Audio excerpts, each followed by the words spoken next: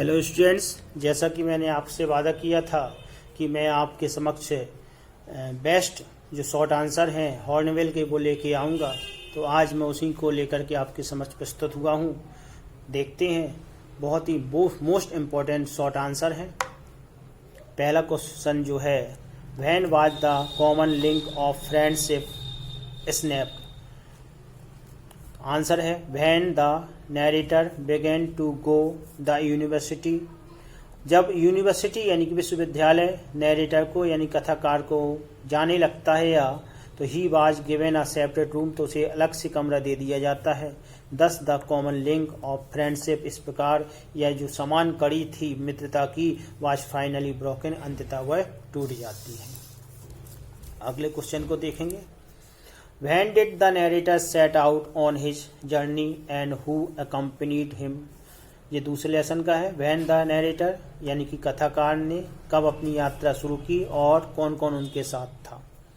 तो आंसर में देखेंगे, the narrator set out on his journey, अपनी यात्रा इन जुलाई 1976 में, जुलाई 1976 में शुरू की थी। हिज वाइफ मैरी, उसकी पत्नी Mary, his 6 years old son Jonathan and his 7 years old daughter Suzanne accompanied him, उनके साथ थी। ओके, तो देखते हैं आगे।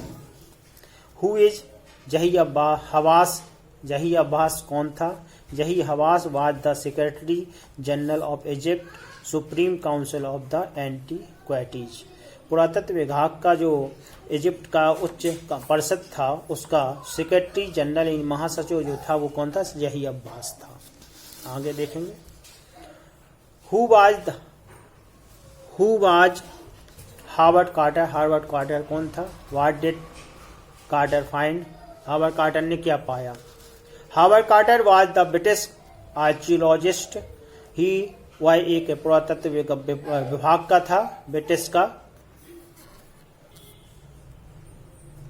ही डिस्कवर्ड टूट टॉम इन 1922, उसने 1922 में टूट के गुम्बद को या कब्र को खोजा था। He discovered the richest royal collection ever found, और उसने अभी तक पाए गए सबसे धनी राजसी संग्रहालय को भी खोज की थी। अगले देखते हैं अगले क्वेश्चन को। पांचवा क्वेश्चन आपका बहुत ही important. What happened on the evening of January 2, जनवरी 2 को क्या हुआ था। On the evening of 2 January, जनवरी 2 को there was an ominous silence, और बहुत ही शांति थी। As the sky grew dark, और आकाश अंधकार से भरा जा रहा था। And they heard a growing roar, उसने दहाड़ने जैसी आवाज को सुना। एंड सा अ मैसिव क्लाउड, और बहुत विशाल बादलों को देखा। Rising at the rear of the ship, ship यानी कि जहाज के पिछले भाग से उठते हुए विशाल बादलों को देखा।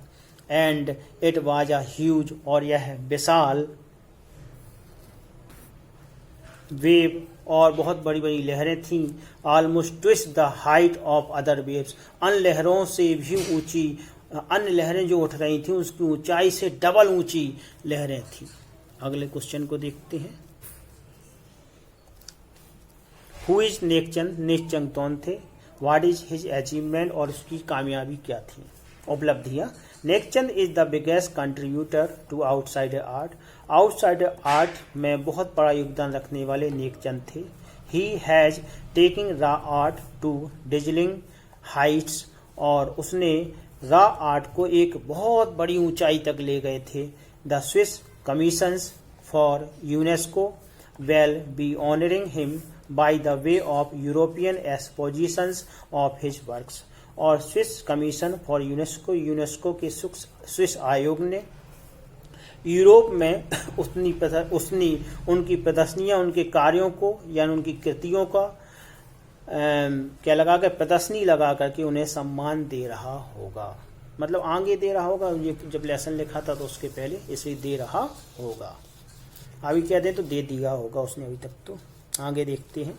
Briefly recount what happened to the painter Wu Daozi, Daozi के साथ क्या हुआ था ये बताना है पेंटर के साथ।